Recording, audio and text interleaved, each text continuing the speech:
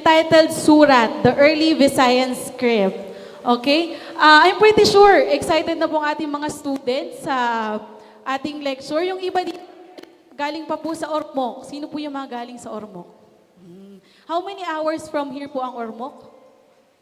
2 hours. So, ayan. So, yung iba po saan galing? Leyte. Deputy Division Office of Leyte. Tama? Iba sa Tacloban. Tapos, walk-ins. Okay? Sige. Meron po ba sa inyong may idea kung ano ang ibig sabihin ng Quincentennial Celebrations in the Philippines? Wala. Sige, later po, magkakaroon tayo ng idea. Okay, by the way, this lecture po is part of the 75th Leyte Landing Celebration. So, I believe ito po yung unang activity for the 75th anniversary. Tama po? Okay, sige. Tapos ito rin po ay parte ng Quincentennial Celebrations in the Philippines. Actually, every time na si Catriona, yung pong exhibit about Catriona, the Pintados Inspired Costume of Catriona Gray, umiikot po siya sa iba-ibang parts ng Philippines. At kada ikot po, may lecture. And it was the committee handling the 75th anniversary of the Leyte Landing who requested for this activity and for the exhibition po of the costume. Sa pangunguna po ni former Mayor Martin Petilla. Thank you so much po. At syempre po ni Governor Petilla. Thank you so much po. Ayan. We would also like to thank po yung partners po namin for this event. Una po, syempre, yung Provincial Government of Leyte. Thank you po, Gov. The Leyte Tourism and Investment and Promotion Center. Yung pong committee handling the 75th Leyte Landing Anniversary. Ma'am Martin Petilla, and with the help po of Miss Jessie Ramos. The Municipal Government of Palo Leyte, we would like to also thank the Municipal Government for their support. The Leyte Oriental Hotel, the Presidential Communications and Operations Office or the PCOO. Nandito po ang ating PCOO sa katauhan po ni Sir Carl Fajardo. Ayan. Tapos, nandito rin po ang Radio TV Malacañang para po i-cover yung event po natin. At I would like everyone to know na ang event po natin ay live sa Facebook page ng National Quincentennial Committee, National Historical Commission of the Philippines, National Commission for Culture and the Arts, the PCOO Facebook page at RTVM Facebook page. So mga kids, kaway-kaway tayo. Makikita natin yung mga sarili natin live via Facebook. Okay, to start po, pwede po bang magsitayo tayong lahat para po sa ating pambansang awit? Bayang magiliw, perlas ng silanganan, alab ng puso, sa dibdib mo'y buhay. Lupang hinirang, duyan ka ng magiting, sa manlulupig. Di ka pasisiin sa dagat at bundok, sa simoy at sa langit mong bughaw. May dilagang tula at awit sa paglayang minamahal. Ang kislap ng watawat mo'y tagumpay na nagniningning. Ang bituin at araw niya kailan pa may di magdidilim. Lupa ng araw ng luwalhati pagsinta, buhay ay langit sa piling mo. Aming ligaya na pag may mga api ang mamatay ng dahil sa'yo. Okay, maaari na po tayong umupo. Bayang Okay, pwede na po tayong umupo. Ayan. Thank you so much. Ay, by the way, ako po pala si Ayesha. Ako po ay member ng Secretariat ng National Quincentennial Committee. Later, magkakaroon po tayo ng idea kung ano yung NQC. Okay, para po formal na simulan ang ating pong lecture for today, inaanyayahan po namin si Governor Leopoldo Dominico Petilla para po sa isang welcome remarks. Ay, maraming salamat. Dito lang ako kasi hindi ako makikita pag nandun ako sa likod ng podium. A pleasant good morning, magandang umaga sa ating lahat. Tsaka mga Bisaya mo o Tagalog? Bisaya na lang ta. Para pwede tamang libak o mga... Bitaw firstly, I would like to acknowledge first ang ating co-chairperson sa 75th Leyte Landing Anniversary Committee. walay iba kung hindi ang akong pinakagwapa nga inahan sa tibuok kalibutan, di ba? Akong inahan ang former mayor sa Palo, Mayor Martin Pitilla. Di apo lang akong igsuon, gikampanig kuan, imported ni gikag Amerika, Patricia Pitilla. Ug ang akong pinakagwapa sa tanan nga asawa, kay usaramay ako asawa, diara si Sharon diri. Ha? Bitawin na pwede naman ta magyaga-yaga kay na may bill sa Congress nga og naay violence against women and children law. Na pod karoy violence against sa mga bana. No? Protektado na mga bana ron. Og syempre, si Dr. Rolando Borrinaga, mo yung maghatag sa atong lecture karon, Doc. Ang atong bisita, Chief of Staff, Office of the Brand Integration, Presidential Communications Operations Office, nga nag-represent ni Secretary Andanar, si Mr. Carl Louis Fajardo.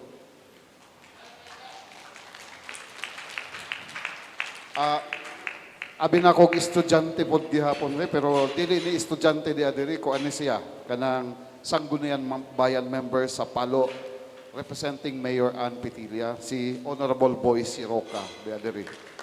Mura po estudyante no. Ang atong of course ang atong Oriental Hotel, thank you. Ang LTPIC with Jisin, atong mga ang atong mga as the other si unsa toy pag-pronounce sa ibong di ko Ayesha, sir. Ayesha Seiseng. Oh, ang National Quincentennial Committee Secretariat nato. Okay? Ang ako lang I would like to welcome you ang atong I'm glad na ang niya karon ang atong mga kabataan, no, children. Kay it has been 75 years since sa Leyte landing anniversary. And a lot of the younger generations, di ba? Iba na ang focus karon. It's more on the unsa ba inyong ganahan, inyong hobbies, di ba? Sa una karon naiingon diri surat, no, magsuwat. Kasagaran siguro mga kabataan karon di na kahibaw mo suwat. Kay mag-text naman.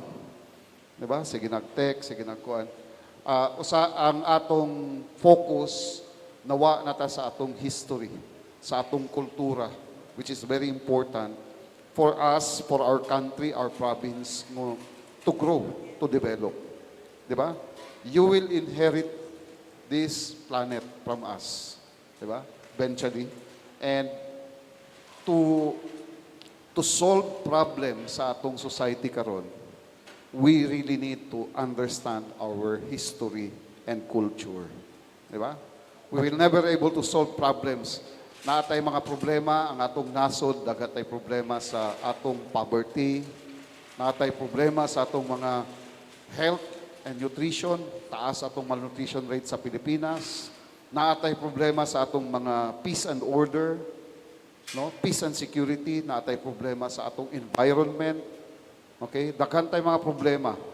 And some of these problems, ang among henerasyon, na-solve nato, but a lot of these problems, mapasa pa na sa inyo. No? Sa akong lifetime, sa akong kuan, I think some of the problems na lang gihapon. And eventually, you will find solutions to this. No, pagpanagko na ninyo. Okay? That's why solving our problems, we need to understand ang atong history. Since naatay kuan din dili lang ang 75th Leyte landing anniversary. If we go farther sa history, we will be commemorating the 500th anniversary of the first Catholic Mass in the country. Dinhi gibuhat sa ato sa Leyte Island, dito sa Limasawa Island, no, Southern Leyte na karon. Kahibaw ba mo anak na dito gibuhat ang first mass when we were discovered by kinsa may nagdiscover nato? Ha? Kinsa may nagdiscover sa Pilipinas? Si Ferdinand Magellan. No? Ambot og amigo na ni Jisin. Dugay naman to. But we will be celebrating sa 2021, no? 500 years anniversary. And kana nga first mass has actually influence ang atong kultura, mga Pilipino karon. 'Di ba? Until now. So, when we solve problems sa climate change, when we solve problems sa atong poverty, and a lot of other problems, we need to understand these things. Ang usa na diha ang atong Leyte landing, ang World War II. Nganong nagkagira, no, in the first place? Nganong diri nagsugod sa Leyte? Daghay mga questions. Ngano diri ang nagsugod ang liberation? Ang 75 years ago, we were still occupied by the Japanese, di ba? Nya gi-liberate ta sa Allied forces headed ni General Douglas MacArthur, no? Naggira sila diha sa kadagatan sa Leyte Gulf, and that was Leyte Gulf is the site of the biggest naval battle in the history of this planet. Pinakadaghan nga mga barko nga naggira. And then the Allied forces won that battle, and then followed by the Leyte landing, the beginning of the liberation of the Philippines and the rest of Asia, no, from the Japanese occupation. No, mao nang nahitabo atong 75 years ago. And to date, no, naatay mga heroes. We remember the valor. Ang atong theme karon is to remember the valor of our heroes in World War II. No? Ayaw gud nato nakalimti. You know, mga pilay inyong edad, kay 5 years ago, nagyulanda diri. Or almost 6 years ago. Next month po 6 years na, nagyulanda. And nonetheless, even if it was the biggest, the worst catastrophe, the strongest typhoon na naglandfall, no, in the history of this planet, we also have seen ang valor sa mga Liteños. Nga naman, kay in just 2 years, para sa ako, in just 2 years, we were able to fully recover from that massive devastation.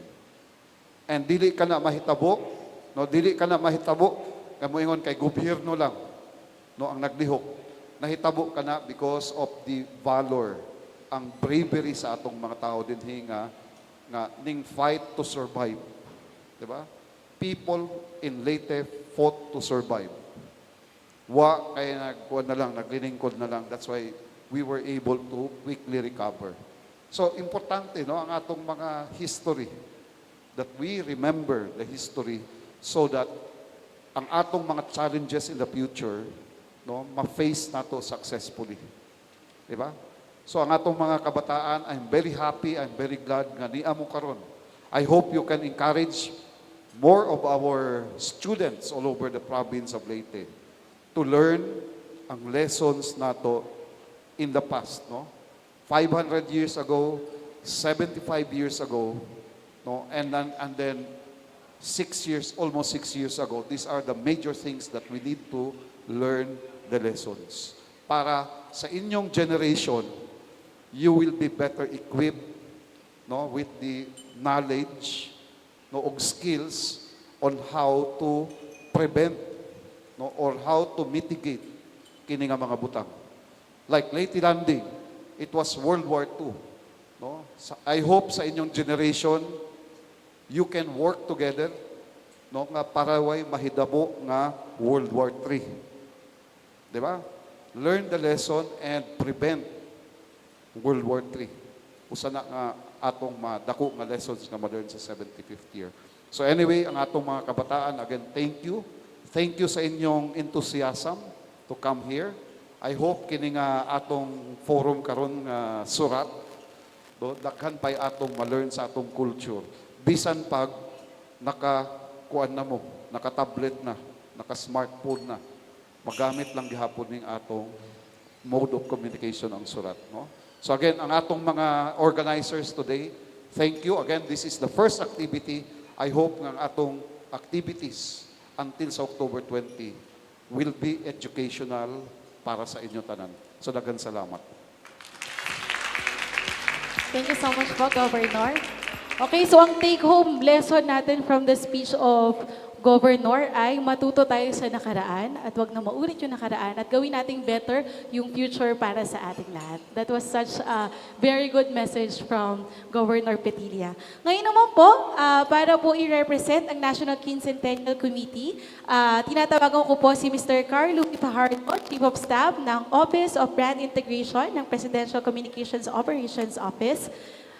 Siya po ay isa ang PCOO po ay isa rin po sa miyembro ng NQC.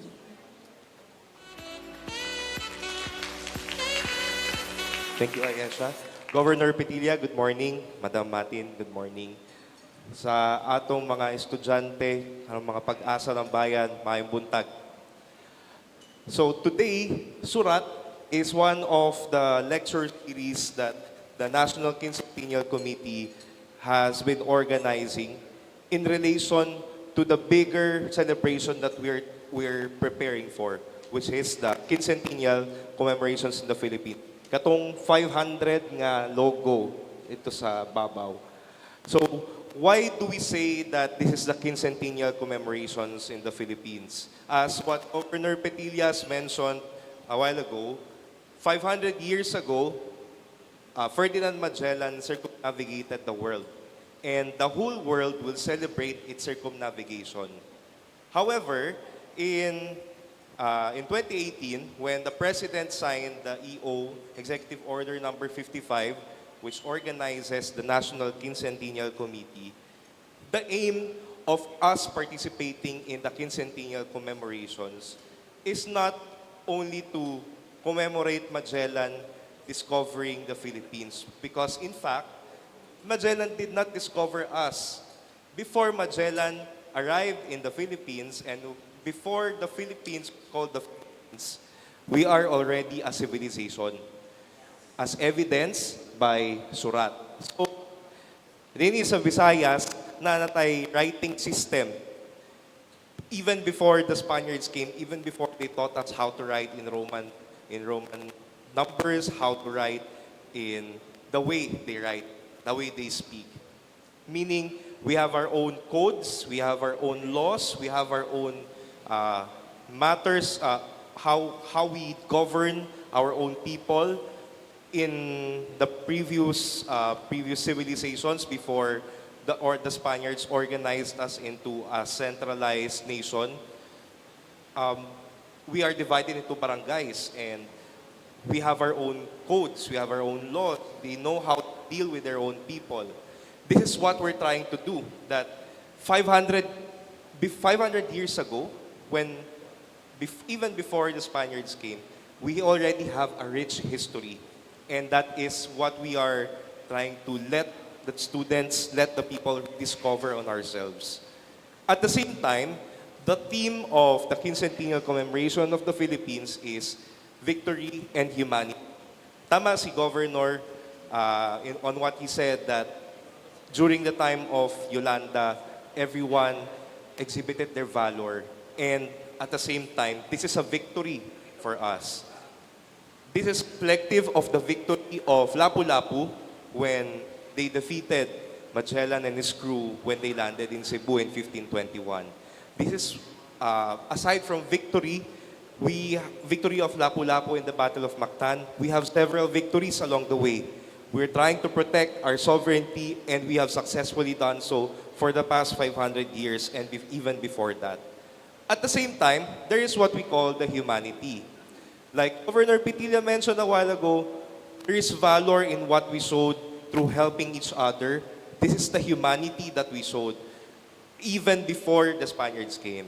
So when Magellan and his crew arrived in Limasawa in Leyte, they were sick, they were hungry.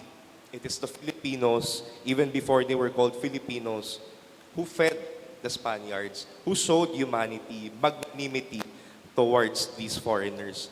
And we can see this in other instances during the history of the Philippines. For example, in Baler, the Filipinos welcomed the Japanese and the American soldiers who were sick, who were wounded. At the same time, during the time of President Quezon, kabalo ka mo sa Quezon's Game, that movie where President Quezon welcomed more than 1,000 Jews in the country when not all of the countries wanted to welcome the Jews who were prosecuted and who were demonized during the time of World War II. So these are the instances of the Filipinos' magnanimity showcasing their humanity. And that's what we're celebrating come 2021.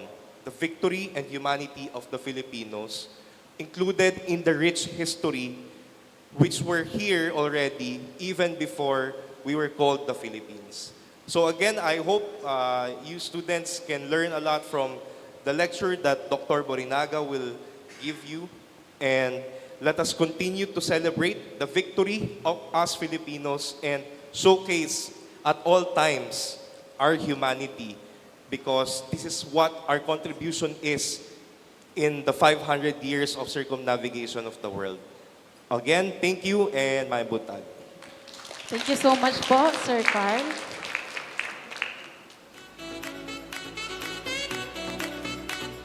Ayan. Kagaya ng sabi ni Sir Carl, ang sineselebrate po ng Quincentennial Celebrations in the Philippines ay ang 500 years ng circumnavigation of the world at ang victory of Mactan. Kagaya po ng binanggit ni Sir, bukod po doon, sineselebrate din po natin ang ating humanity, magnanimity, identity, and sovereignty. Ayan.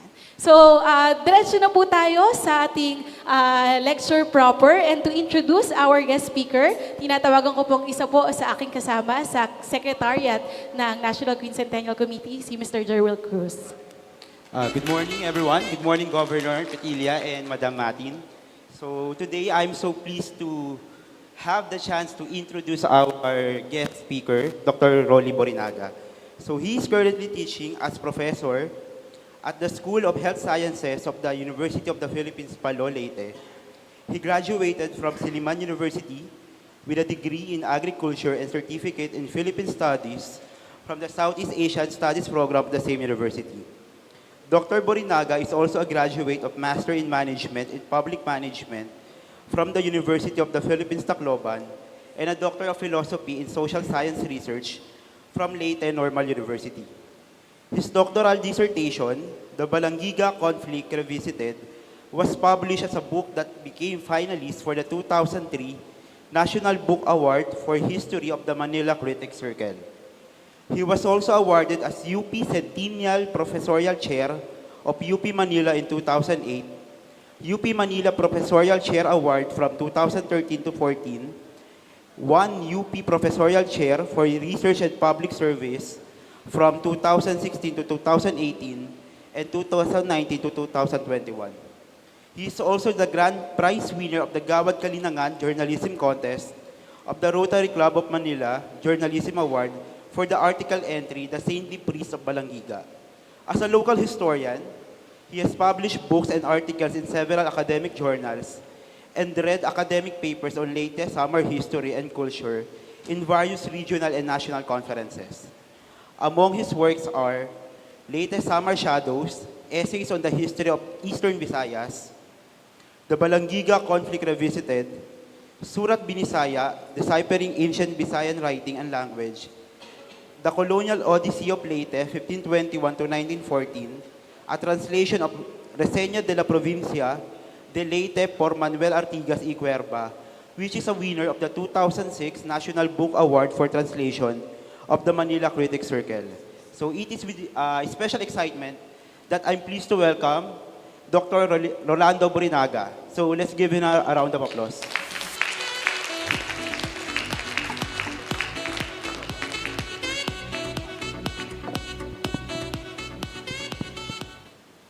The first part of my lecture is a video presentation of Baybayin,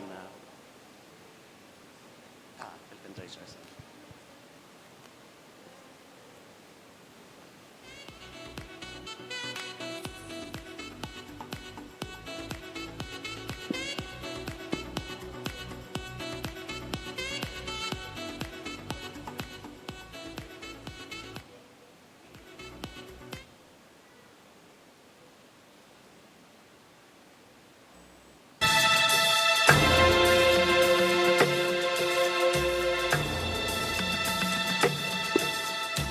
tingin, tila mga pilat lang sila sa bato.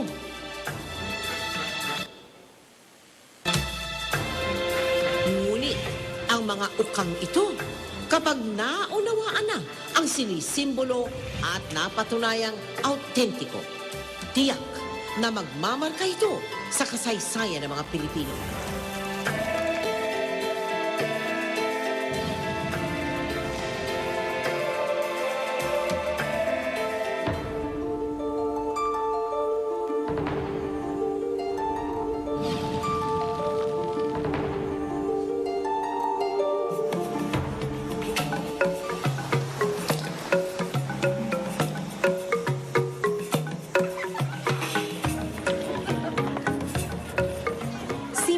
Ang pamumuhay sa bayan ng Monreal sa Masbate.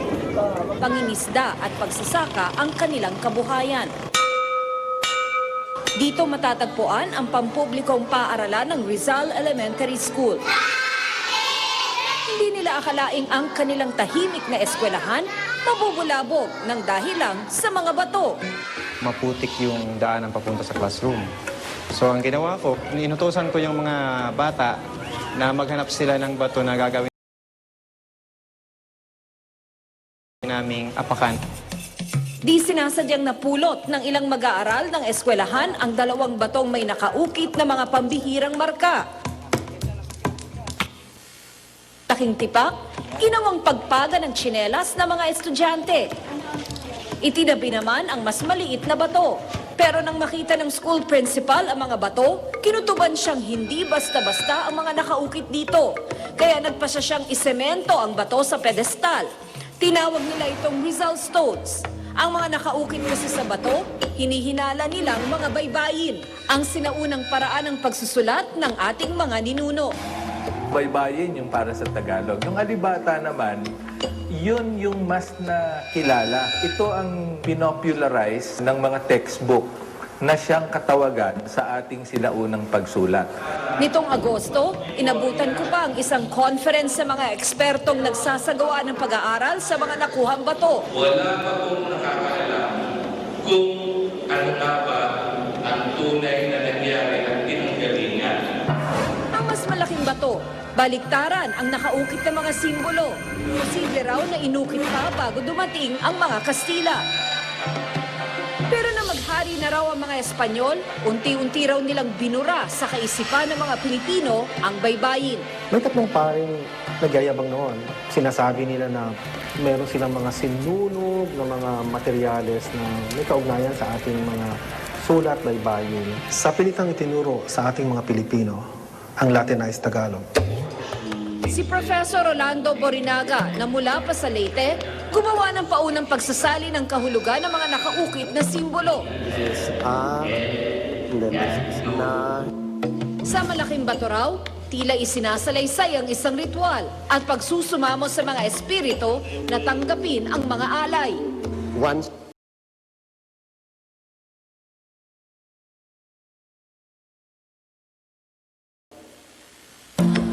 more than 100 years later than the other. Parang ginamit yon na platform ng ritual na kung may baha. Ito yun, we have to make some offering. Nakaukit naman daw sa maliit na bato ang paghingi ng pasintabi sa mga espiritu sa dagat. Pero inamin ni Professor Borrinaga na hindi pa tapos ang kanyang pagsasalin at maaari pa itong magbago. Ayon naman sa anthropologist na si Dr. Bonifacio Comandante Jr., ang mga simbolong nakaukit daw sa maliit na bato, posibleng kautusan daw sa pagitan ng mga taong 1400 at 1500. ang makikita mo doong mga salita ay ta, ha, ma, na. Kung bibigyan ko kahulugan ngayon sa ating panahon ngayon, ang ibig sabihin nun ay yamang di tayo naliliwanagan, magpakahinahon na kata. Hindi ito ang unang pagkakataong may nakuhang mga sinaunang bagay na may nakaukit na baybayin. Noong 1989, nahukay sa isang ilog sa Lumbang ang isang pirasong tansong may nakaukit na baybayin. Tinawag itong Laguna Copper Plate. Nakasaad umano rito ang pagpapatawad ng dato ng Tondo sa pagkakautang ng isang nagngangalang Namuaran taong 900 AD o 900 taon pagkamatay ni Jesucristo. Ang Kalatakan Path naman, na nahukay sa Barangay Talisay sa Kalatagan, Batangas noong 1961, naglalaman ng isang dasal na humihiling sa mga espiritu at anito na pagalingin ng mga may sakit na tao. Convoy po tayo.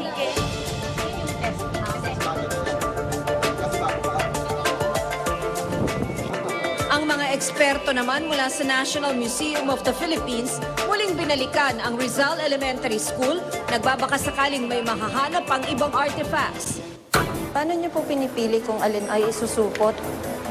Lahat ng posible. Ginalugad nila ang bakura ng eskwelahan.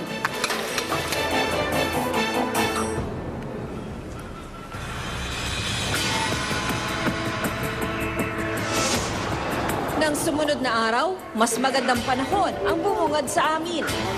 Sunod nilang sinukat ang paligid o nagsagawa ng tinatawag na mapping para tukuyin kung aling bahagi ng lupa ang kanilang huhukayin. Paano niyo napili yung point na yan? Dito nga area kasi nakuha yung bato. Baka sakaling dyan din May isa makukuha. pa. May isa.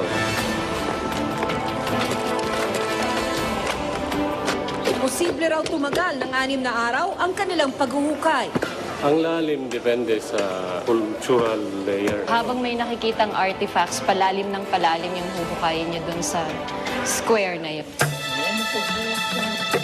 Bawat batong kanilang mahukay, maingat nilang iniipon at sinisilid sa plastic. Chinese yan. Maaari raw maging palatandaan ng mga ito kung may mga nakabaon pa rin ibang artifacts. Dahil sa paghuhukay ng mga taga-National Museum, dumagsa ang mga tao sa paligid ng eskwelahan.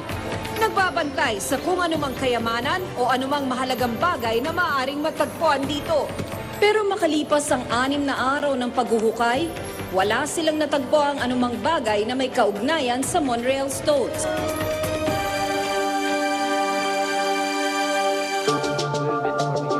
Iminungkahi rin ng National Museum na dalhin sa kanilang tanggapan sa Maynila ang mga bato na kilala na ngayon bilang Monreal Stones para mapag-aralan at mapangalagaan. Pero ang mga taga Monreal, mariin itong tinutulan. Dapat po bang dalhin sa Maynila ng National Museum o dito lang po sa inyo sa Tita? Dapat dito lang. Bakit po? Kaya dito man nakuha yun. Pwedeng pwedeng dayuhin ng mga turista. That will add to the attraction para yung mga tourist magka-interest na pumunta dito sa amin. Ngunit habang tumatagal daw ang mga bato sa kamay ng mga hindi eksperto, maaaring manganib daw ang mga ito. Marami kasi ang gustong makahawak sa mga bato. Panay pa ang pagpapalitrato rito. Bakit niyo pinipicturean? Ano siya? Ano yan? Alibata po. Hindi, tawag nila baybayin. Kung lahat ng tao ay hahawak doon, baka mabubura na naman yon. Kasi yung ang dulo ng ating mga daliri may acid yon. Ang materyales nung mga batong yon ay limestone. Ang limestone ay nagre-react sa acid. Ang baybayin ng ating mga ninuno, di man pa lubusang nauunawaan ng kasalukuyang henerasyon. Hindi naman kayang pipihin ng panahong halos lumimot na rito. Ngunit ang ganitong mga yaman, hindi dapat pababayaan. Kaya may mga museyong nagiging tahanan ng mga ito. Ngunit, kamusta na ba ang kalagayan ng ating pambansang museo?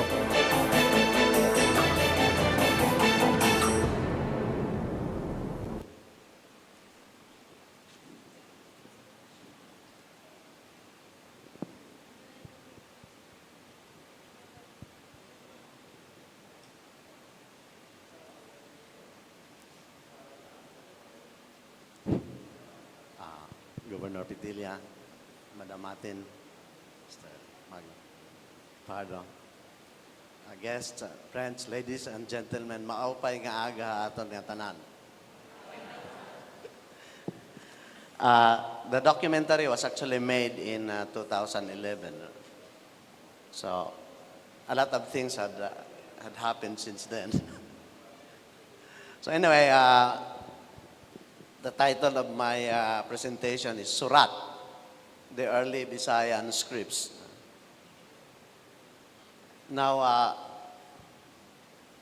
recent research established that there was universal literacy among the Tagalogs in early Spanish Philippines. This conclusion was arrived at by new analysis of existing data based on non-Western paradigm, which spelled the position of previous scholars who had doubted the literacy claim due to a total lack of evidence premised on Western concept, based on a collected body of ancient native writing, preferably on paper. So the scholars in the past said, okay, if you are a literate people, the Filipinos are a literate people, saan yung body of work printed on paper? Since there was total lack of evidence, so the concept of literacy, hindi literate ang mga Pilipino noon.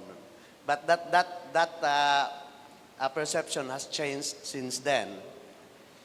Anyway, around 1600, Jesuit Father Pedro Chirino had observed that the Tagalogs wrote on the sermons they hear or on the sacred histories, lives of the saints, prayers, and pious poems composed by them. They responded to what they heard in church by recording the information both in writing and converting them into oral forms such as songs and chants. So in the olden days, alam nila magsulat, but they did not do that always because of the hard materials. They wrote on bamboo tubes or in leaves. Kung dahon man, madudunot dayon. Kung kawayan, baga matiga. No? So what they did is that what they heard in sermons or lectures, they in fact composed that into songs and chants and performed that immediately. So we still have that in our rural areas, automatic song composition. Nangawaray medley, you are given a tune and you have to compose 4 lines of songs which you have to sing outright.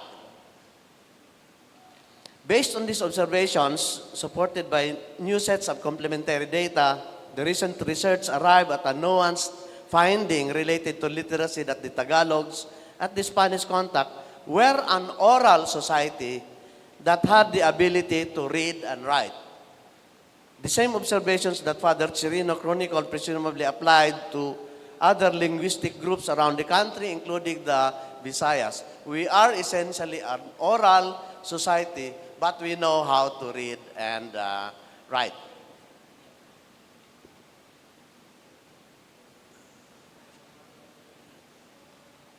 It was in this context of presumed widespread literacy among the natives that the Doctrina Christiana was published by our Spanish colonizers as the first book in the Philippines in 1593. The Doctrina Christiana contains the Lord's Prayer, the Hail Mary, the Creed, and basic articles of the Catholic faith, all presented in 3 ways, in Spanish, in Tagalog, written in Roman letters, and the indigenous Baybayin script. So that's the cover of, on the left is the cover of the Doctrina Christiana. On the right, there's Hail Mary in Baybayin.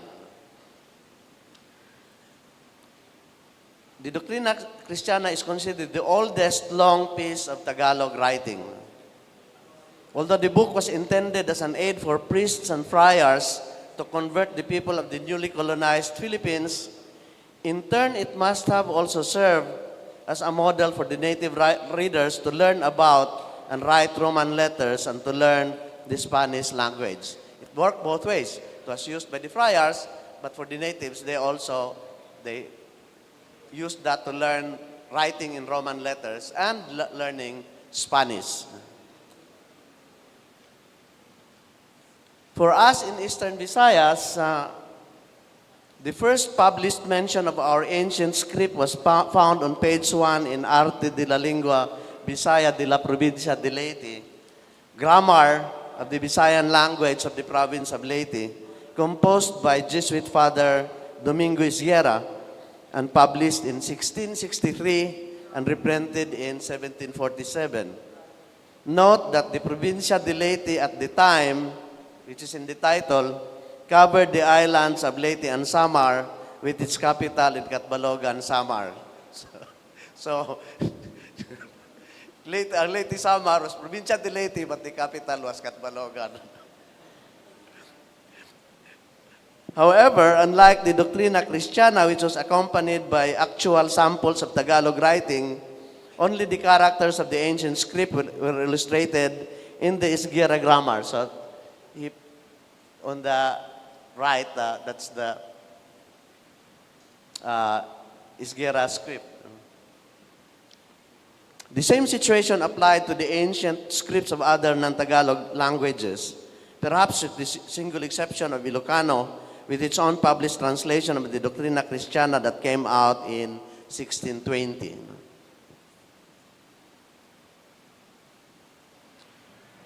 Around the time of the Reform movement in Spain in the 1880s, Filipino intellectuals studying in Europe also got interested in the ancient scripts.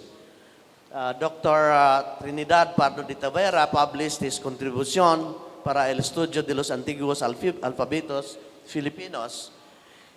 His book included a chart of 12 ancient scripts, including 2 from the Visayas by Father Isguera and Father Mentrida.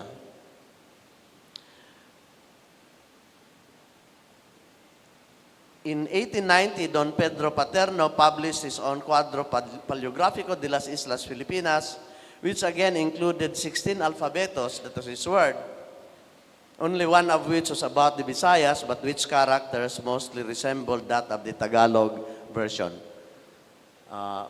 So the Tagalog version is at the top, and then the Visaya version, the bottom, I boxed it with yellow lines, but almost magkapareho lang. No?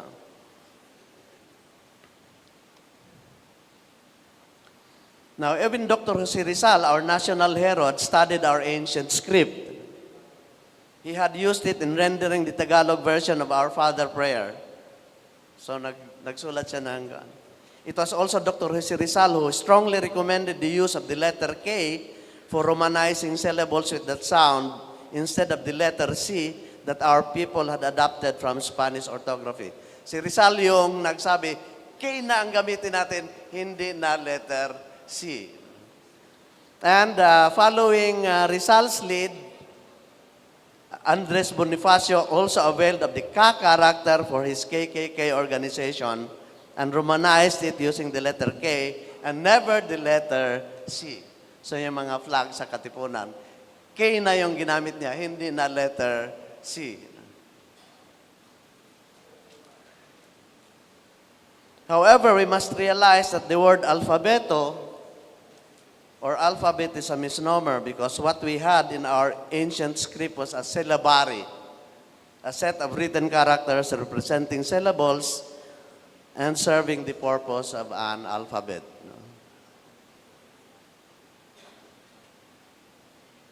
For a very long time, there was no specific label for our ancient script in our textbooks. It was alphabetos in Pardo de Tavera, Paleográfico in Paterno and so on. Walang label kung ano yun. Ano? And then around 1914, Paul Versosa, a Filipino scholar in the U.S., coined the word alibata for our syllabary, which is based on the Maguindanao arrangement of letters of the alphabet, patterned after the Arabic, alif, bata, eliminating the F for euphony's sake. But this term was a modern creation and not based or found in any historical record, although it served as a convenient label for our early writing for some time.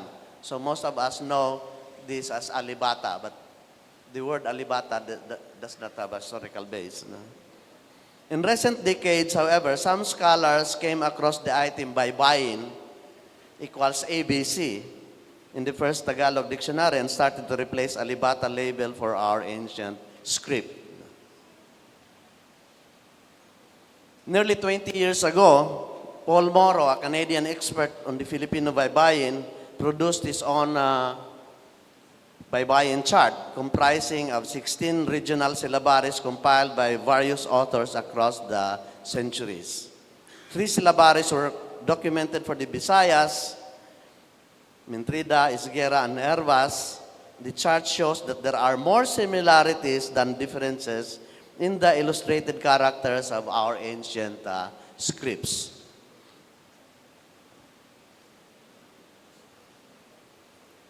Earlier than Paul Moro's chart, in the late 1980s, the late Father Cancius Cobac, OFM, drew up his own chart of ancient Samareño syllabic writing, compiled by Alsina in 1668, Father Isguera in 1663, and Father Delgado in 1751.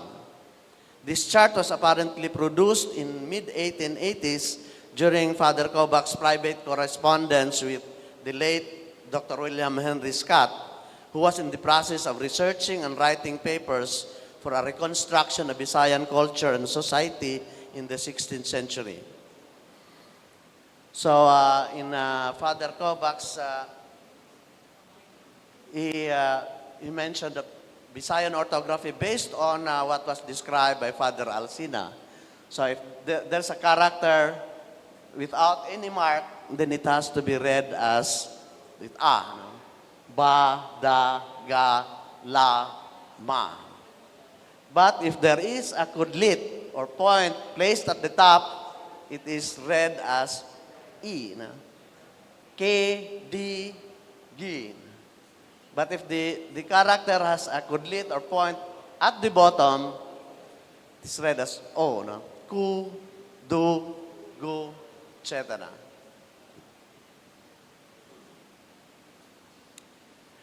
The pre-Hispanic Samareños, as a result, did not use vowel characters in the writing unless two vowels came together or when the word began with a vowel.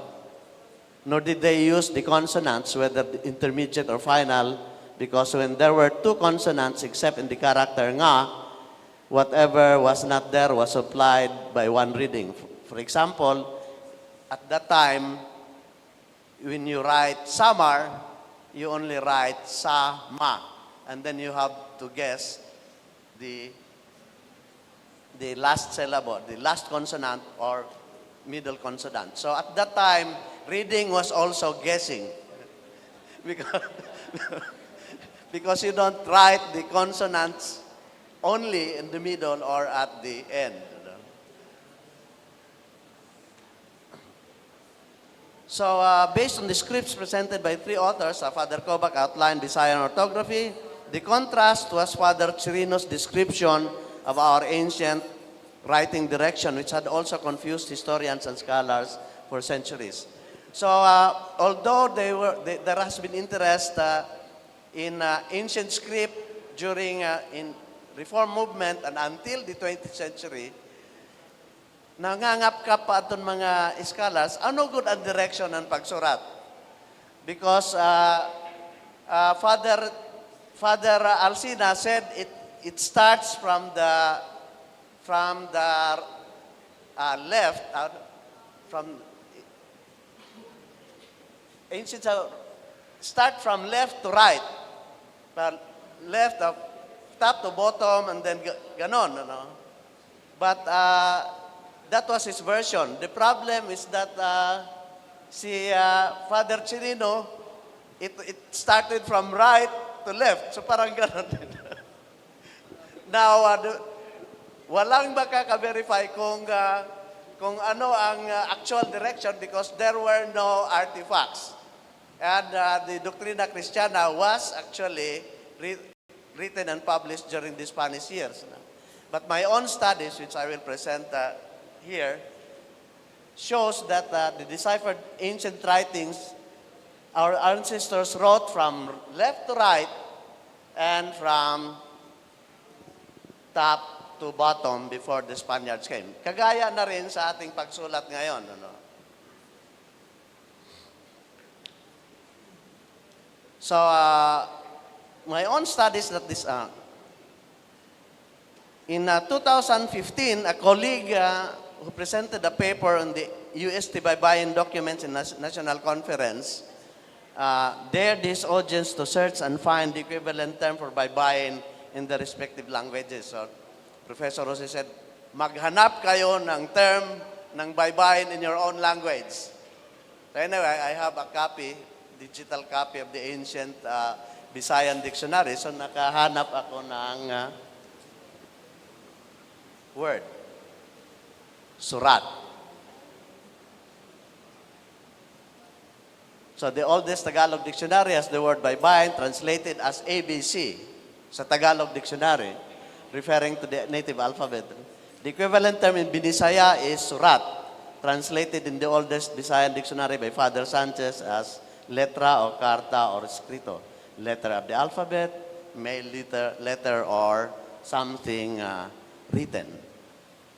And so I wrote a paper on that and introduced the word Surat Binisaya, which became a title of my book. I thereafter coined the term Surat Binisaya, which I presented at an international conference in 2016 and in my last book published in 2017. It had turned out that the so-called Tagalog script, it's called LABC in Lingua Tagala,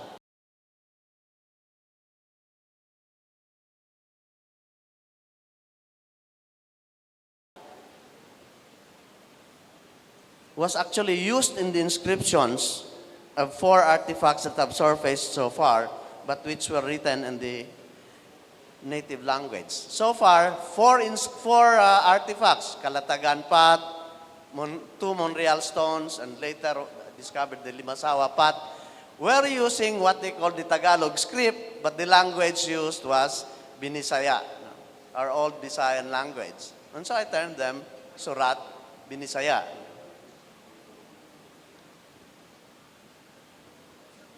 In this context, from the Visayan perspective, the Visayan sections of the Doctrina Christiana and the UST Baybayin documents should aptly be called Sulat Tagalog. Kung Tagalog yung language, it should be called Sulat Tagalog. Because their texts were composed in the Tagalog language and written using the ancient Philippine script. In like manner, the ancient script on the artifacts featured that I will present to you shortly should be aptly called Surat Binisaya, because these were composed in the Visayan language.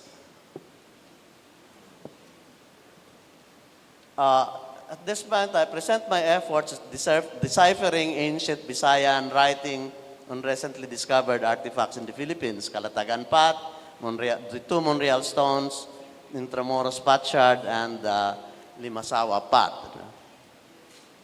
If you go to the National Museum, I think 3rd or 4th level of National Museum of Anthropology, there is a baybayin gallery where 4 of these artifacts are displayed.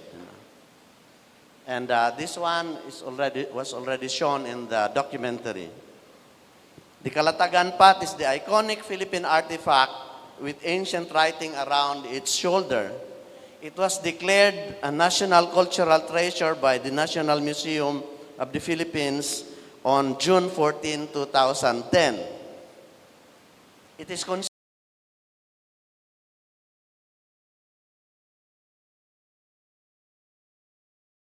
considered one of the country's most valuable cultural and anthropological artifacts.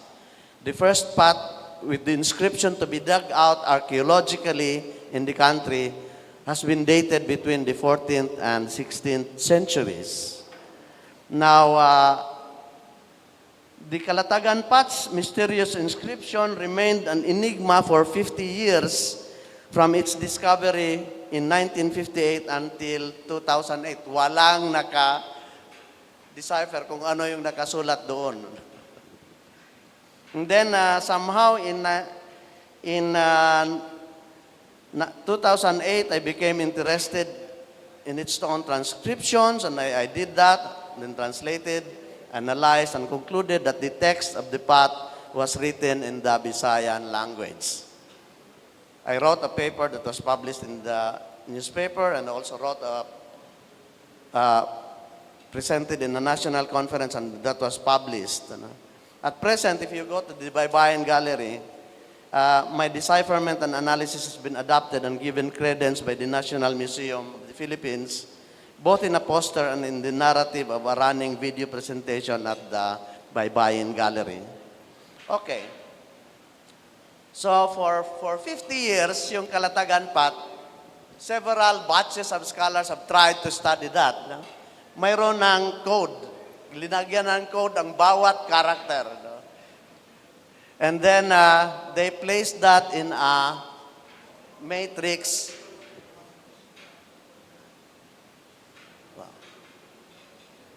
Matrix like that. No?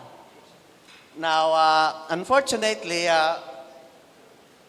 using the existing syllabaries available in the literature, most of the scientists who tried to read the inscription can only supply about 75% of the syllabaries. You know? And the rest, hindi nila alam kung ano yung equivalent character. And so the first person who tried to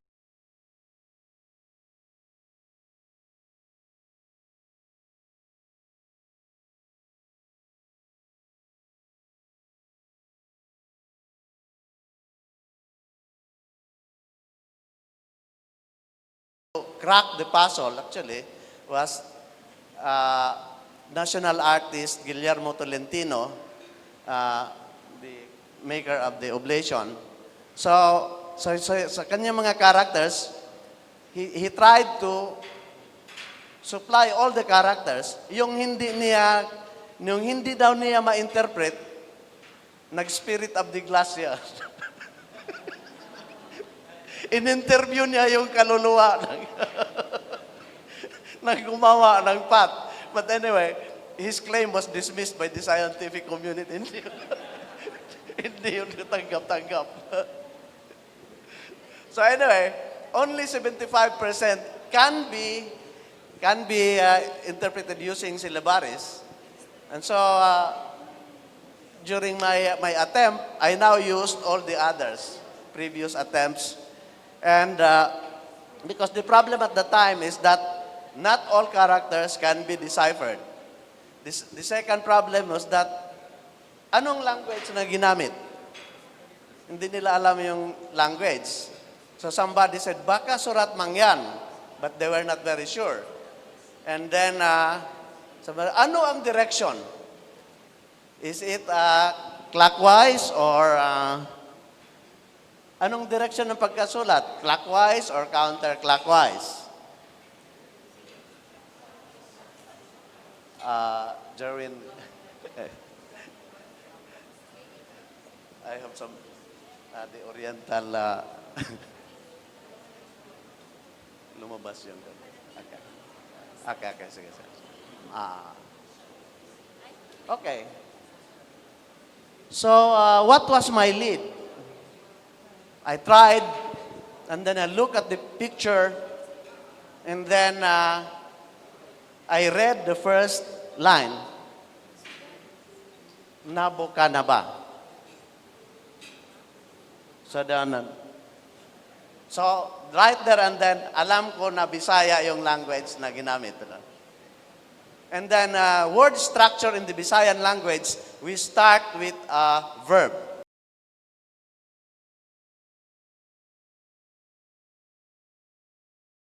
Earthly body. So, hinihimatay na yung dato.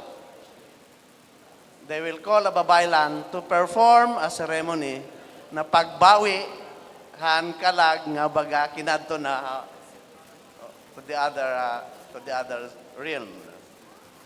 So that was the ceremony. The inscription outlines a three-stage monologue, presumably elaborated with body movements and dancing by a babaylan in a trance during the ritual. It is alternately addressed to the umalagad or ancestor spirit that the babaylan had commissioned for their soul retrieval operations. On the one hand, and on the other to the spirit underworld represented by the daki tree. The same ritual path was probably used also for ceremonies to retrieve the victims of bugkot. Bagadiri nakita nasabot yan na kung anon meaning han bugkot. Somebody disappears, believed to have been carted away by the spirits. And so in the olden days, we go in front of the daki tree and make a lot of noise. So to produce the person nga ginbukot. Okay, so the next set of artifacts are the Monreal Stones. Five of us who were involved in deciphering, tried to decipher Kalatakan Path, were invited to decipher what was written in the Monreal Stones. And there are two stones, one smaller, round, and the other was larger. And so this is the smaller stone, and those are the written baybayin characters. Anong ibig sabihin dyan? Kahanga, nani, napalaodana, nakataan na, something like that. So anong ibig sabihin dyan? Again, I had to use the ancient dictionary. Kahang nani, napalaod na, nakataan na. So, is it already boundary? Kahang, has it gone to the deep sea? Has this been allowed, nakataan, to be set here already? Ano yung cultural context ng small stone? The Monreal stone appears to have functioned as a stone sinker at the end of a heavy-duty fishing net centuries ago. Presumably one called Panama, which was used to catch large species of fish. Father Alsina, in his manuscript, described that these nets were set in place in the sea. They were likewise used on land to catch wild hogs and other animals. At sea, they ordinarily caught duyongs, sea cows, or dogong in the ABS-CBN drama, and species of manta rays such as saranga, punsuan. The baybayin characters written on the stone seemed like a prepared apology to the literate spirits in the event that the net had been unwittingly set outside the negotiated offshore-inshore boundary or had been dragged to outer boundaries by the heavy volume of cats. So, nagbubutang at hirahin, pukot. But when they fished before, mayroon silang area, mayroon silang ritual asking the permission of the spirits. They can only fish in certain area. But kung yung net nila ay nadanas han duyong na say 2 or 3 duyong will drag the net outside the boundary. Ang bato dito, may da na kuan dito, excuse, sorry. Nag-trespass kami. Waray kita na. May da na nira baga paumanhin. Okay, so this was the larger stone and written on both sides.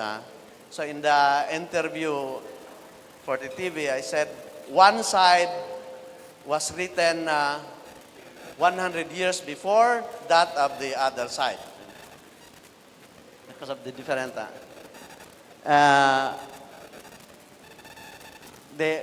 The only difference there is that there is a nga there at the very bottom, the early version of nga character, which is different from the nga character of the Doctrina on the other side. So that is the transcription of the characters. So ano ang ibig sabihin dyan? These are also old words na ang meaning makuha mo lang sa old dictionaries. Anata, ugak, halana. Ditaan na ba? Ihalad. Haka sa sagana, bahaya na, hataan na nga ihalad. Nangilawd, taak nala hakalag nga maangga. Spread it out. Teach the nature spirits. Child, come on now. Have you put dita on it? Offer it. Fear of the roaring sea should mean reinforced nets and or boats now. Allow it to be offered then. Those who had gone to the deep sea, get lost. Now, taak is get lost. It is not to step. The old meaning of taak is get lost. From the soul that tends to beg your confidence. Okay. Cited, the Monreal trapezoidal stone seemed to have originally functioned as a platform for ritual offerings in a native simbahan or place of worship, probably during Spanish times, pre-Spanish times. No? The Baybayin character of it contains an outline for a live ritual drama, perhaps complemented with expanded monologue, presumably performed by a Babaylan native priestess or worship leader and accompanied by patterned body movements or ritual dancing both by the Babaylan and the worshippers in attendance. The purpose of the ritual was to avert material and human loss from fishing or sailing in adverse sea conditions. So, it shows paano sila in our day, we use dahon and lubi para magpa-loon.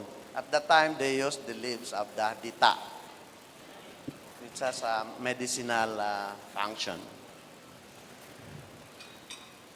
Now, the side B was the most controversial because when it was presented, so some people who considered themselves the experts in baybayin in US based said, fake. This is a fake artifact because the fonts used was already that of the Doctrina Christiana.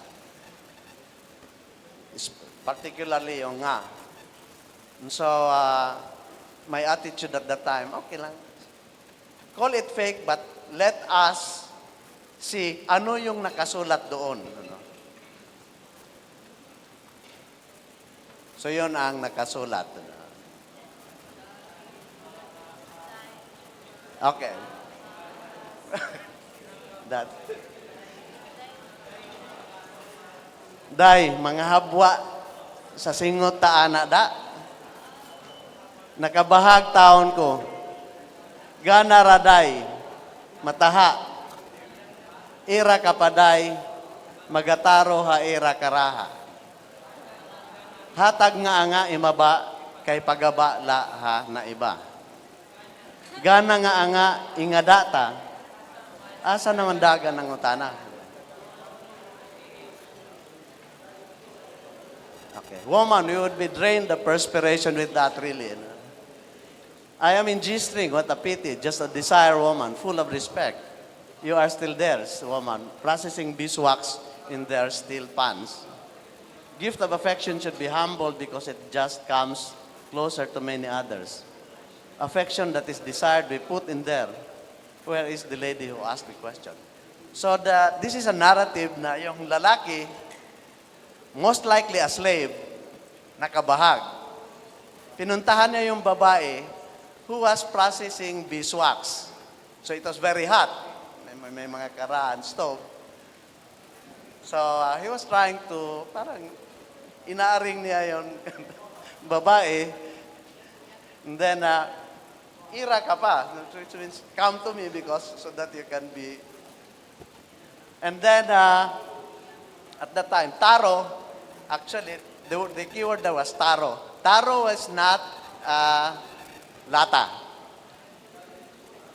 It was the term for processed beeswax in the old dictionary. And then there is this proverb. This is the only proverb written on stone. Filipino proverb. Gift of affection should be humbled because it's... Anyway, nagdiskarte siya ng proverb. Gift of affection should be humbled because it just comes closer to many others. But the woman walked out on him. Ginukautan niya. Bulatikin. What? Okay. So there is an ancient proverb there in the stone. Hatag nga imaba, kay pagaba la ha na iba. Gift of affection should be humbled because it just comes closer to many others. Okay. So this was my defense. It cannot be a 20th century creation because the characters there are basically dates back to the middle 1600s. At that time, may da pa nakabahag ng mga Pilipino at saka may da pa mga slaves. Now, I became interested in Kalatakan Path because in 2008, there was discovered the Intramuros Path Shard. And they say, pareho sa Kalatakan Path. And in 2015, I finally faced, nakita ko na rin yung Intramuros Path Shard and it hindi, Jerwin,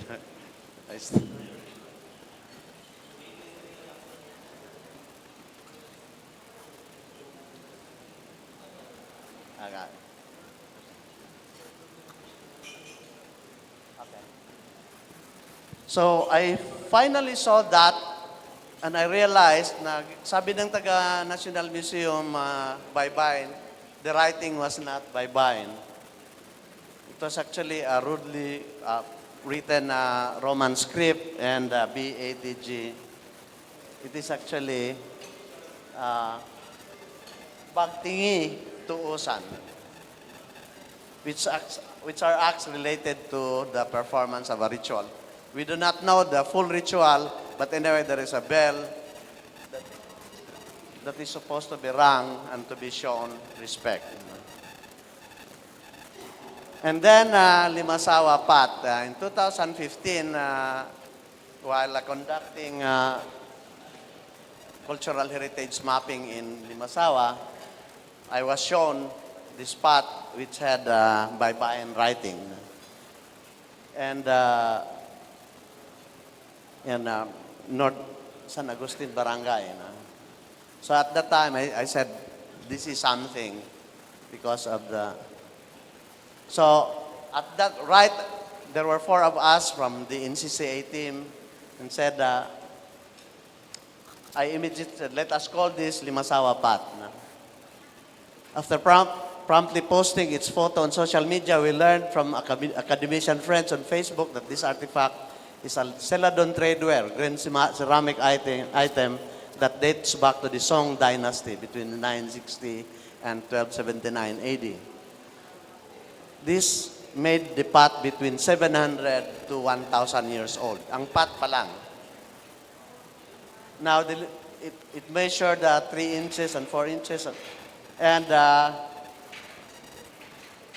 apparently, paths like this were parang empty perfume bottles, perfume pots from China.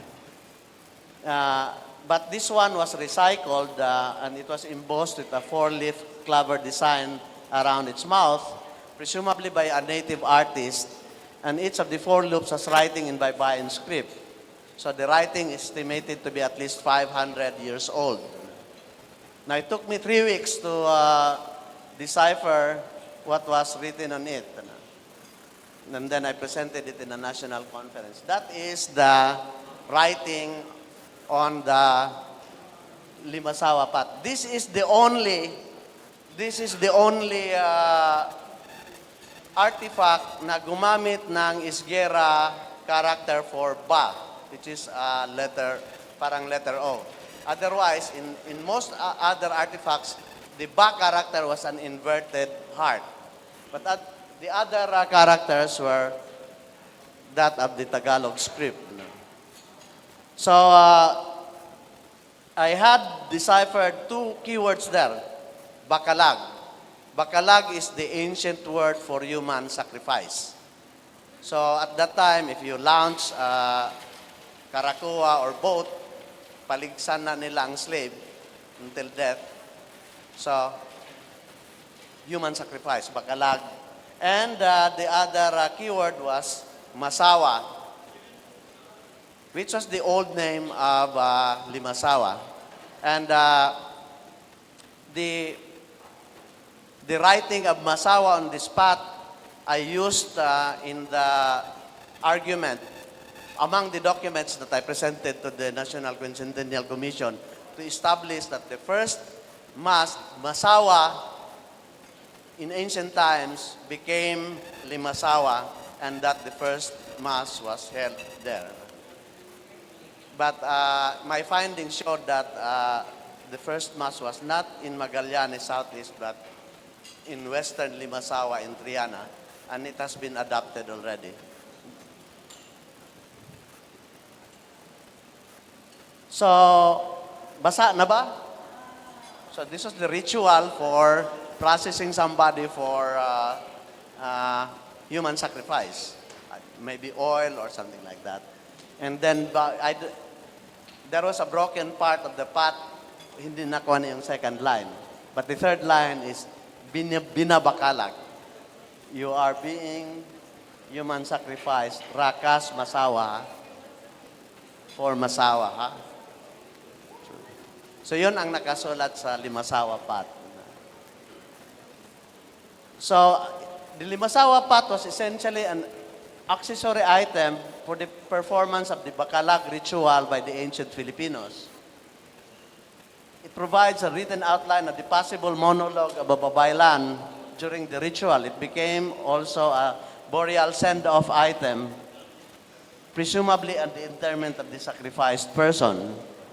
The bakalag ritual practiced by the ancient Filipinos, they brutally sacrificed some slave or captive in the hope that he would be accepted as soul replacement for that of a sick or dying dato, who they believe was being called away by their ancestor spirits, or as offering at the launching to the sea of their warboats or large vessels to invoke luck from their deities. There are two paths that I have deciphered. One is the Limasawa Path and the Kalatakan Path. The Limasawa Path was first used for soul switching. Nasakit yung dato, and then they said, baka bawion na ang kalag. Bisan diri pa grabe, okay, let us have the soul switch. No? We are offering a slave so that instead of the soul of the dato, ito na lang muna ang sa slave. No? So that was the use of the Limasawa Path. Ang Kalatagan Path, kung waray na good, diri na pwedihan soul switching. So, ano na to, pag-uli na good, ang kalag. No? Pagpauli na. Okay. So all the 5 artifacts were featured and discovered in different places, and 4 of which are by Baybayin writing, have text in Bisaya or Visayan language. Given this evidence, it may be concluded that the basic language, so it means ang language sa tuhan mga ritual, mga babaylan, was Bisaya, Binisaya or Visayan. Pagkanhinahan mga Espanyol, nahimo na nga Latin. So mga tambala natin yan, baga nagla-Latin na. But for a very long time, it was really Visayan language. Not only that, the specific ritual acts of the natives are loosely scripted, and their outlines in Binisaya were inscribed on the artifacts with ancient writing. So ang mga padi yan kung nagmimisa, nagmayda ni Ramisal, ginbabasa. Pero anhat nga mga panahon, ang mga babaylan, may da ni Radaba, may da na dito outline kung nanon era script. Okay, so that ends my presentation. Thank you and good morning. Thank you so much po, Dr. Rolly. Kids, meron ba tayong question? Punta na po tayo sa open forum. Questions? Question? Sige. Yung may mga question, punta lang tayo sa gitna, tapos feel free to ask questions, ha? Sino po? Question?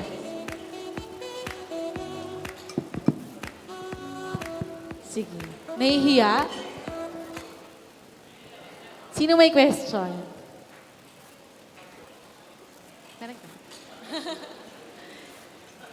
Sige. Okay, sige. Yung magtatanong, bibigyan namin ng libro.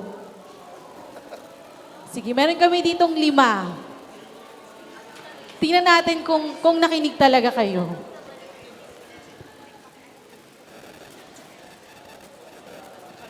Sige, meron kami ditong The Flag and Heraldic Code of the Philippines Illustrated. So yung magtatanong, magbibigay kami ng isang book. Sige. Sino Ayun, napatayo tuloy agad siya. Sige. Pangalan, anong school? Tapos question. Remark Valerosa po from San Joaquin National High School. So, I have some queries about discussion. So, di ba yung ancient alphabet natin is nakaukit sa stone? So, meron din po bang mga logo or seal noon yung ancient Filipinos sa stone? Seal? Mga Wala, seal. parang kwan lang, baybayin characters lang. Walang seal. Walang seal unlike sa Sumerian kwan. So sa process po ng pagsusulat sa stone, yung parang sinusulat muna sa putik tapos binibilad. Walang problema kung sa bato because they just have to use a very pointed material to write on stone. But otherwise, they also use leaves, mga dahon ng saging, or they also use bamboo tubes, mga kwan ng kawayan. Ang sa bato, baga kwan inigod, baga matiga. Makuri ngan maiha ang pagsurat sa bato. So wala pa to. Salamat po. Okay, thank you. Ito yung libro mo. Alright. Name, school, tapos question. Hi po. Hi po, Doctor. Ako po si Joel Sanranga mula sa Philippine Science High School. Question ko lang po, sir. May kinalaman ba yung geography ng lugar regarding the language of the scripts that you... yung nakasabi po sa conclusion mo is yung mga ginamit ng mga sa mga ritual ng mga babaylan ay binisaya yung language na ginamit nila. Does it follow rin po na yung mga babaylan maybe in like Luzon parts someplace, ancient Tagalog rin yung script nila or ganun? Actually, Tagalog are actually transients. When the Spaniards came, they were only 2 or 3 generations away from transferring from Borneo. Tagalog is a totally different culture and language. So nauna dito yung mga Bisaya. So, has there been any investigation rin po, sir, of this kind into the script rin of Luzon and those places po? And like... yun lang, because ang na-produce lang ng Tagalog script was only during the Spanish era, Doctrina Cristiana, and the UST Baybayin documents. They thought na yung mga Kalatakan Path or something like that. Akala nila Tagalog yun, pero hindi. The language is Binisaya. So, might it follow rin po, Doctor, na in the babaylans in that area in Luzon, maybe during pre-colonial times, might have also been using Binisaya? It looks like, di niya tira nag-eskwela. Di niya tira Bisaya nag-apprentice. Okay. Thank you po, Doc. Okay, thank you. Ilan pa tayo? Last 3 questions. Good morning po, sir. I am Reese Latonia from PSHS EBC, and my question is as follows. As a historian studying baybayin, what are your thoughts on the popularization of baybayin and it being used as a national script and the notion that it should be placed on signs for tourists to see? I support that the move that all of us should learn baybayin or Surat. Because it's not difficult to learn. And my other motive for us to learn baybayin is, can we get rid of Spanish orthography? Bakit hindi pa natin ginagamit yung W sa tanawan or giwan? Bakit we have to write it as G-U-I-U-A-N? Pwede naman G-I-W-A-N. No? So, if only to get rid of Spanish orthography, because in baybayin or Surat, you have to write the characters according to how they are pronounced. If your name is Maria, it's basically Ma, Ri, and then Ya. Why? So, sir, are you willing to make baybayin integrated into schools so children would learn it more and it will be integrated, or? Well, it can be introduced in maybe in social science, 2 or 3 hours that can be learned actually. Thank you, sir. You want, two questions na lang. Siya muna din, ikaw pa after. So, J is from Linao National High School from Ormoc City. So, my question is, if makakita dahil mi o kanang artifact na baybayin, unsaon na mo pag ma-determine kung original ba ni siya or or it could be kanang imitation lang. Di ba in the pre-colonial history ang mga tao dito sa unak is kanang nagpuyo sa kanang, for example, sa coastal area niya, kanang ang ila makakita sila bato nga dito niya naigsuwat kung makakita sila sa banda namo ihatag nga kuan kung o bawaan ba na namo nga muna siya baybay na siya or artifact. Well, you can actually keep it or you can give it to the National Museum. But kung ikaw ang nakagi, hipusan na lang na and try to get some help. Try to get some help on how to decipher if you find artifacts like that. Because there are now a lot of parang means para pag-analyze kung tinuod ba gid na imong nakitaan nga artifact nga dunay baybayin. So, thank you. Okay, last question. I see. Okay. Good morning. Good morning, sir. When you were deciphering the text, what was the most challenging part? Because you said that you had to guess the other parts of it, and you go contextualize opaya, and from scratch, it's very hard. What is the most challenging part when you were deciphering it? Yeah, for instance, that can be very tricky because when I first deciphered yung sa Monreal Stone, there is a baha yana. Gasi ko baha yana. It's not. Bahayan na. The meanings are different. Bahayan is to strengthen. Baha is flood today. Bahayan na. But bahayan na is to strengthen now. Already. So, and the other trick there is that the word is there, pero kung wala kang ancient dictionary na reference, hindi mo makuha yung meaning. So, there's a lot of process that have to be. And what other advice can you give me? Because I am also interested in deciphering texts, not only in Baybayin, but also other ancient texts like in ancient Mesopotamia and Greek literature.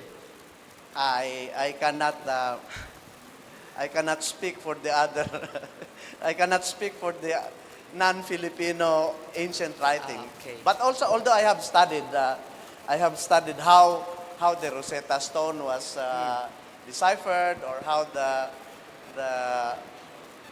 yung sa Egypt, how they were deciphered. I have studied their history, which I also used in my own efforts.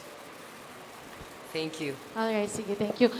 We have one last question pa. One last na. Wala nang books, pero one last question po. Yes, sir. Good morning. My question would basically center on teachers' perspective po. I like the idea of you supporting the move to include baybayin in the curriculum. And in the Department of Education, we have this mother tongue-based multilingual education. We, for example, teachers of grades 1 to 3 introduce vernacular to pupils, and they find it difficult to teach. How much more when we teach baybayin po? It's actually good, but it would be more challenging to teachers teaching baybayin because these terms are basically and obviously obsolete. So how would that be possible, For me, sir? very easy. Give them a guide and let them write their names in baybayin. It will still everybody. Pasulatin mo sila ng kanilang pangalan in baybayin, and then it will generate interest. But that would, yes, sir. But that would mean that the Department of Education will also coordinate with the experts? I mean, crafting with modules to be given to teachers. Well, Yes. when the law would be passed, actually the lower house had already passed during the previous Congress. Ang Senate ang hindi nakapasa. But I would like to think that it's just a matter of time before the baybayin law will become enacted and it will be promoted somehow. Nga street signs naman lang or some other. Okay, sir. Thank you. Okay. Sir, ako pala may question. Sorry. Meron po kaya dito sa within Leyte na workshops, lectures about how to write in baybayin? Kasi sa Manila po meron eh. Actually, Dante Inahe and I had been conducting some workshops on request during the past few Ayun. years. So pwede nyo po sigurong invite si Sir Rolly if ever you wanted to learn how to write in baybayin. Okay. Actually sa Google din po, makakahanap kayo ng mga baybayin letters po and kung babasahin mo lang siya, madili din nyo rin matututunan. Okay? Thank you so much po, Dr. Rolly. O, wala ba tayong mga kamay?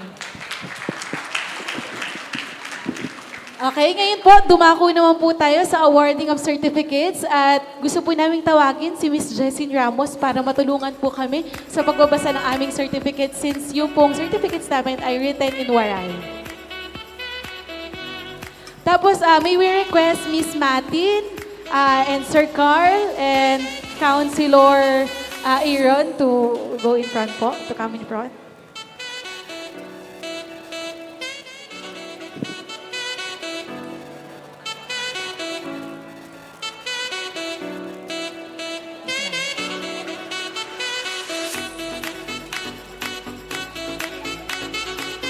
Ma'am, dito po tayo.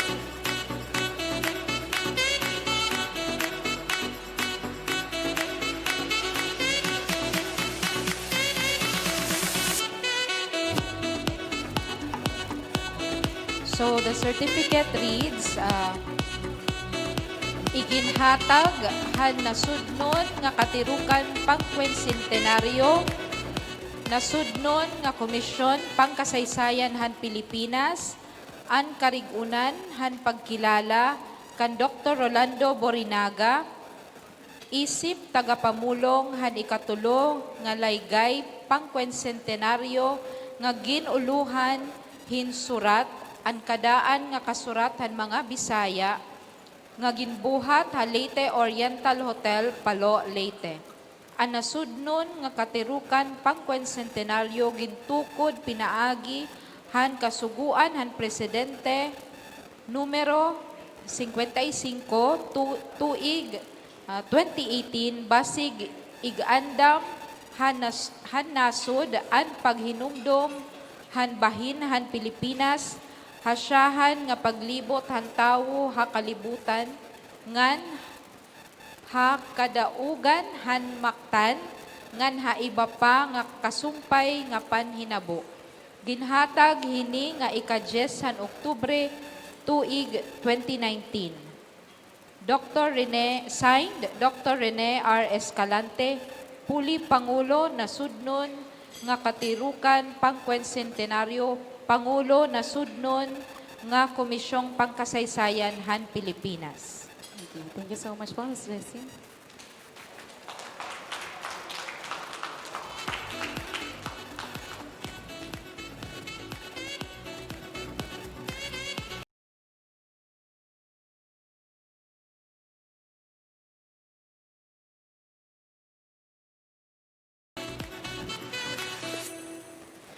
Okay, dyan lang po muna tayo sa harap. We would also like to give certificate of recognition to our partners. First po is Ma'am Remedios L. Petilia.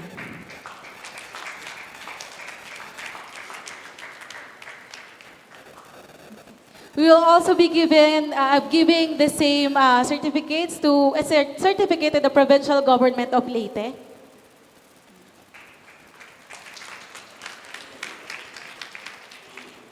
Okay, for the Leyte Tourism and Investment Promotion Center, Ms. Jessin.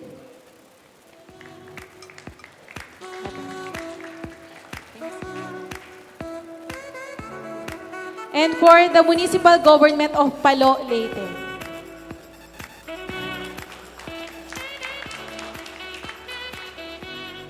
Okay. Yeah. Thank you so much po. Ayan, maaari na po tayong umupo. At para po sa ating closing remarks, I would like to call on Honorable Aaron Boise Roca para i-formally close po tong ating lecture.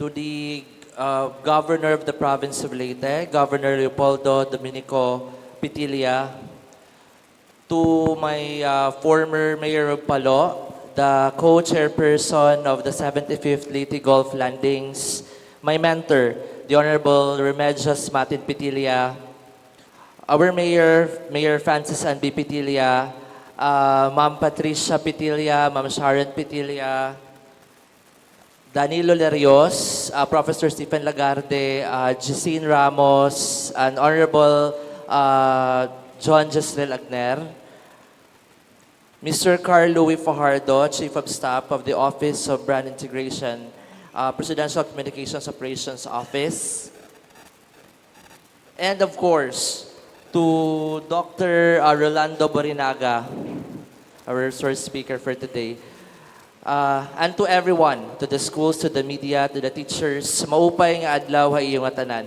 It's the third Quincentennial Lecture Series entitled Surat, the early Visayan script, as we are preparing to commemorate the 500th anniversary of the victory of Mactan.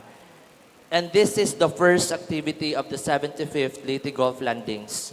I learned in the lecture today that culture is the total way of life that people in the society are blessed with.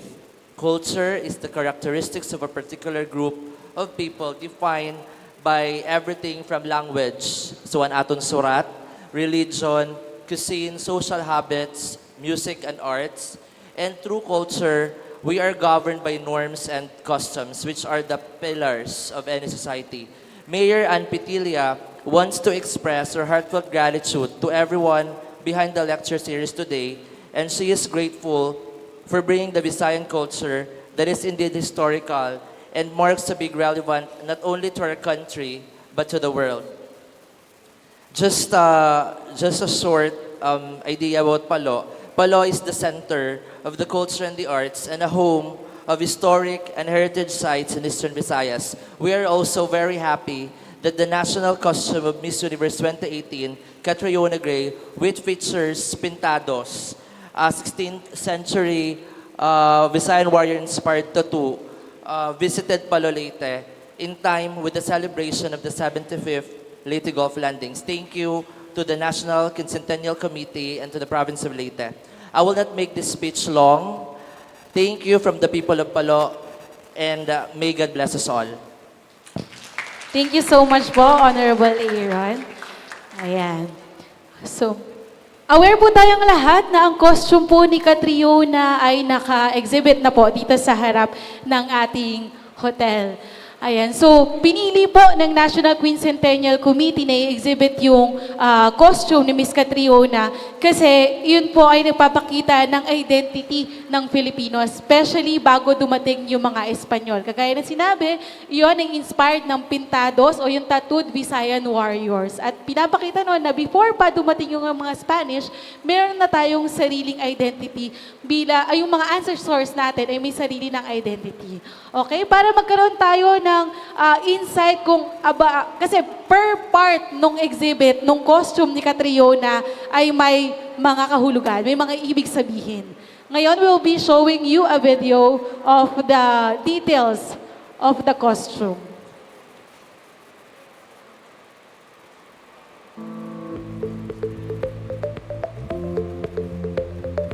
Ika-10 ng Disyembre 2018, namangha ang lahat sa pambansang kasuotan ni Binibining Catriona Elisa Magnayon Gray na ipinambato niya sa Miss Universe 2018 na nagkakaisa sa iba't ibang elemento ng multi-etniko, multilingual at multikultural na bansa na tinatawag nating Pilipinas.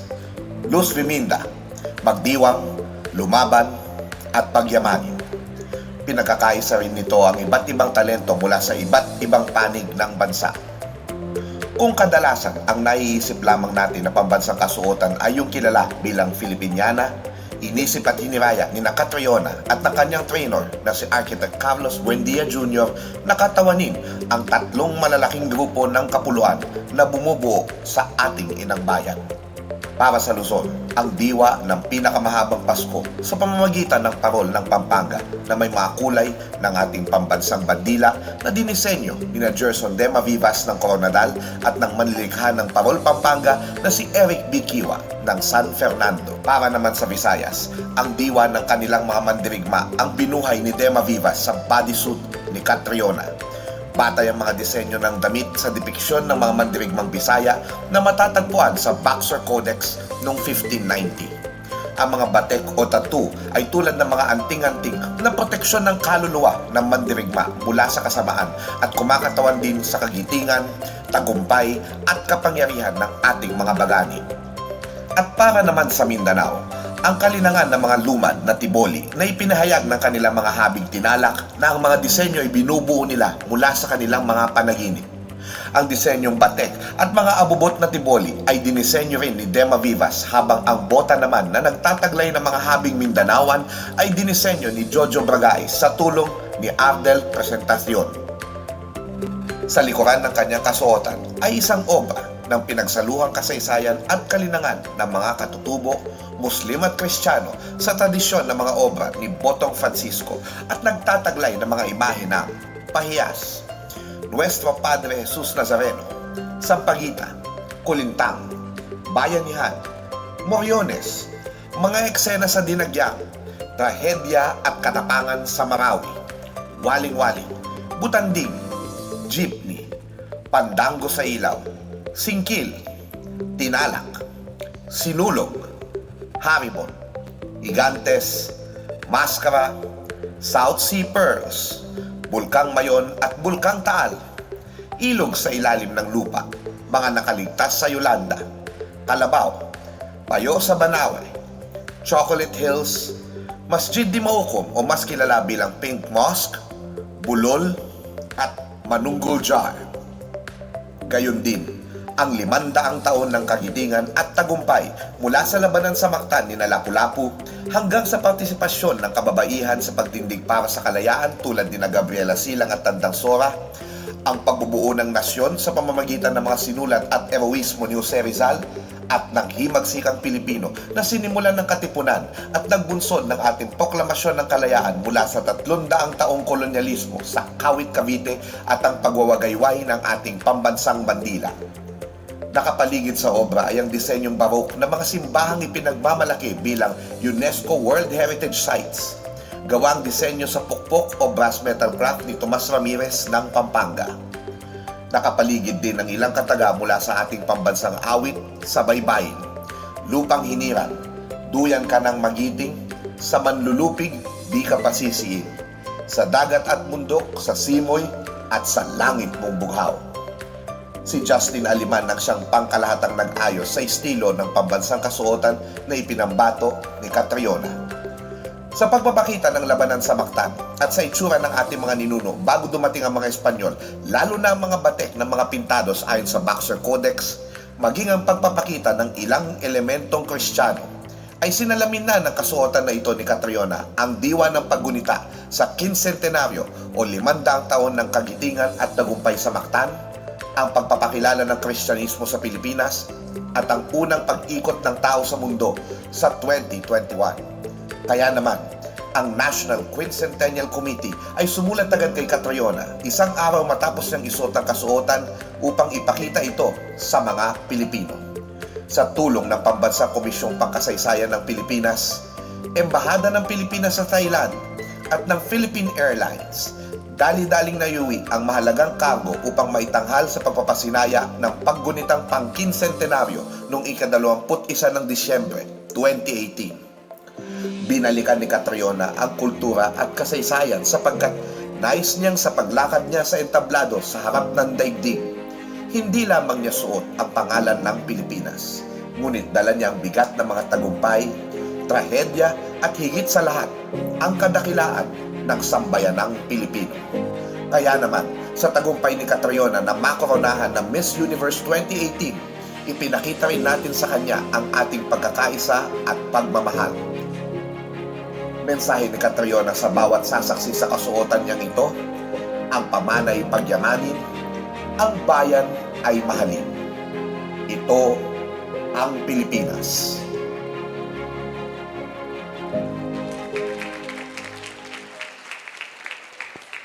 Ayan, again, after po this activity, pwede na tayo pumunta sa labas for the public viewing. And again, we would like to thank the committee handling the 75th anniversary of the Leyte Landing, kay Ma'am Matin for inviting us here and for requesting for the exhibition of the Catriona costume here. And we'd also like to thank the provincial government of Leyte and the municipal government of Palo. Ayan, yung mga certificates po natin for the students, at thank you din po pala sa DepEd at sa mga schools po at saka mga students, teachers na narito po, at sa mga nagpa-register po. Ayan.